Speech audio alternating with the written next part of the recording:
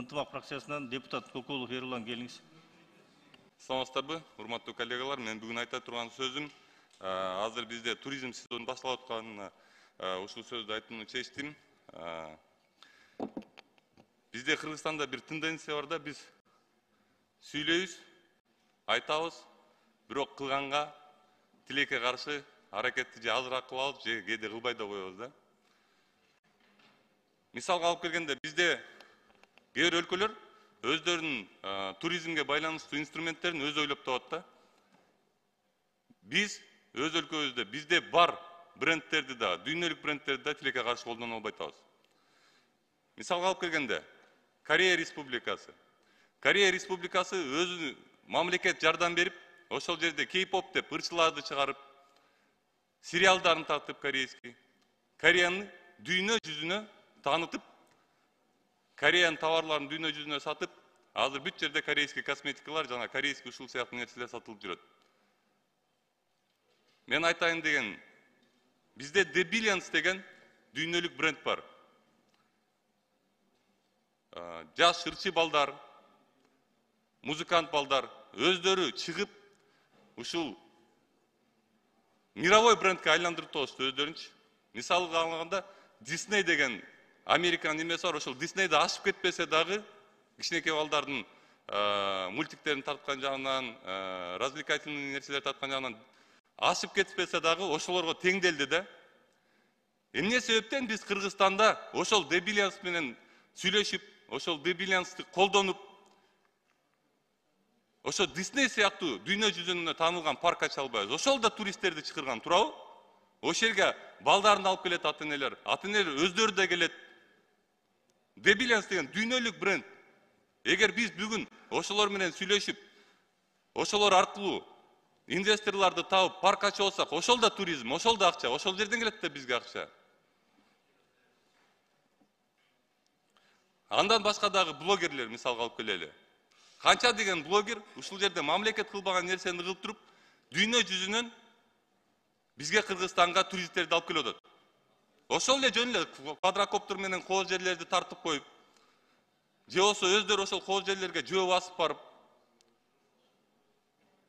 Неге ошол нерсени мамлекет кыла албайт? Эгер биз ошол туристтерди чакырганга кызыктар болсок, эмнеге биз ушул иштерди мамлекет кылбай эле? Мисалы, могул жерде Көлтөр деген жер бар. 2-3 жылда ошол жерди блогерлер абдан кызыктуу жерге айландырды. Мына Азаттык чыгарыптыр. Канча деген, 1000 деген туристтерди ошол жерге ошол блогерлер алып келип коюптур да. Эмне себептен ошону биз кыла албайбыз? Эмне себептен ошону мамлекет кыла албайт?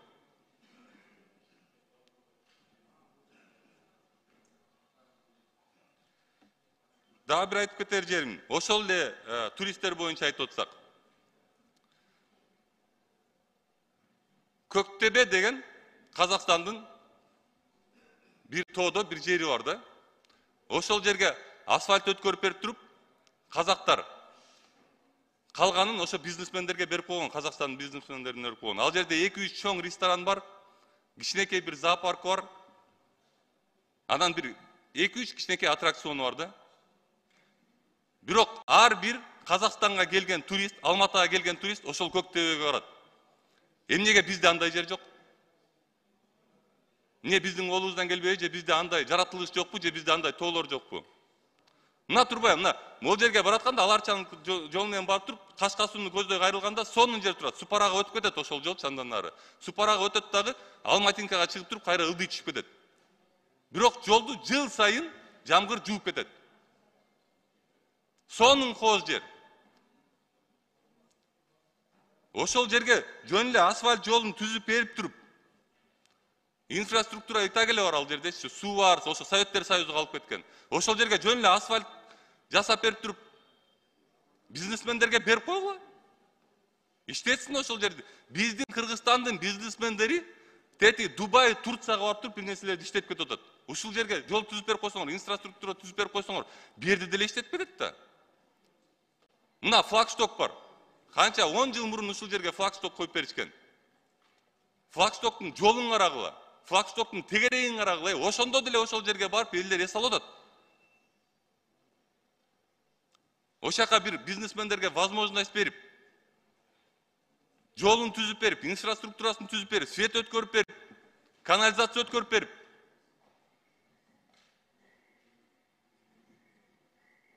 канализация өткөрүп берип туруп, анан кийин мораторий менен 2-3 жылга бизнесмендерге берип койгула, анан ошол жерди гүлдөтүп коет бизнесмендерчи. Туризмдейбиз бизчи, мына көлгө барсаңар, көлдүн жээгинде өзүбүз ошол жерге баклаж кыргытып, ошол жерге тамекилерди көлдүн жээгине өчүрүп, ошол жерге таштап кетип жүрөбүз. Мына жакында эле көрдүңөр, новостилерге чыкты. Канча деген бир тонна жанакы пустой баклажкаларды алып чыкты суунун астынанчы. Бизде деген туристическая милиция деген бар да. Азыр мынакей президентибиздин указы менен бүт пляждарды ачып койду. Эмнеге биз ошол жерге пляжный патрульный коюп койсок болбойт? Ошол жерден бирөө мусорка кыргытып аткан, баклаж кыргытып аткан, тамеки өчүрүп атканын көрсө, башка киши кимге жазалат, кимге чалылат? Милициягабы? Ошол жерге патрульный милиция коелу, пляжный. Бирөө ошондой нерсени кылып аткан болсо, чалсын. Келип туруп ошол жерден токтотсун ошол иш аракеттерди. Туризм деген бул сөз эмес да. Туризм деген бул кылган иш аракет да. Эгер туристтер тынч бара албаса, бизге ал көнүмүш нерсе болуп калган кыргыздаргачы. Ошо ыргытып аткан, ошол жерде мусор кылып аткан бүт нерсе бизге көнүмүш болуп калган. Бирок туристтер, кээ бир өлкөлөрдөн андайга көнгөн эмес. Андайды көргөн эмес алар. Алар андай жерге келип эс алышпайт тилекке каршы. Ошол себептен бир иш аракеттерди кылсак болот да. Ошол туризмди өнүктүрүү жаатында. Мына баягыда дагы бир нерсе, мамлекетке айтып кетейин. Баягыда Калашникова келди ушул жерде. Калашникованы баарыбыз биргеликте тепкиледик. Ал айтып атат. Ушул жерде бир суроо болду, жана кичинекей неме респоинт боюнча. Ал туура айтып атат. Салып коюш оңой дейт. Бирок жарым жыл бир жерден рухсат аласың, алынын рухсатын алгандан жарым жыл экинчи жеринен рухсат аласың.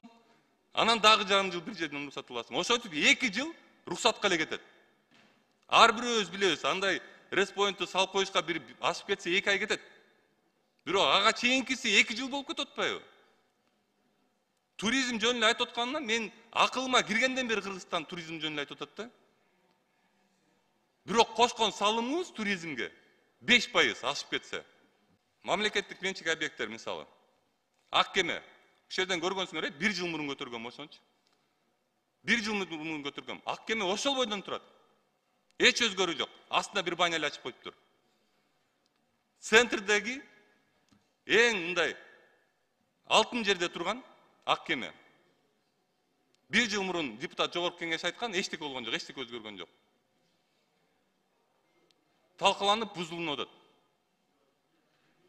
Ошону оңдоп туруп, ошону туристтер жаатына деле аны деле иштетсек болобу?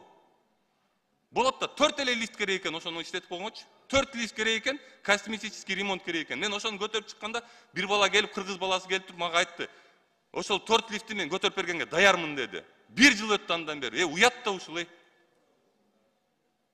Уят да, 1 жыл өттү ошондон бери. 4 лифт жаса албай атат ошол ак кемегечи. 1 жылдык доходу 300 000 сом. Жанында турган кофейнянын 1 айлык арендасы 300 000 сом. Ошол ак кемеден чыкканда эле бир кофейня бар экен, 300 000 сом аренда төлөйт экен ошол жергечи. Биз биякта 20 этажга жакын гостиницабыз 300 000 сом доход чүрөт. Кайсы туризмди айтып атабыз?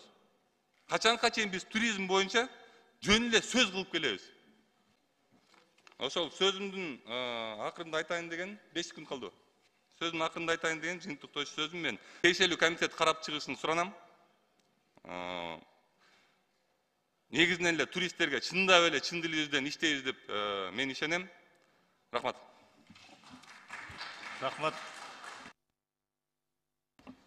Урматтуу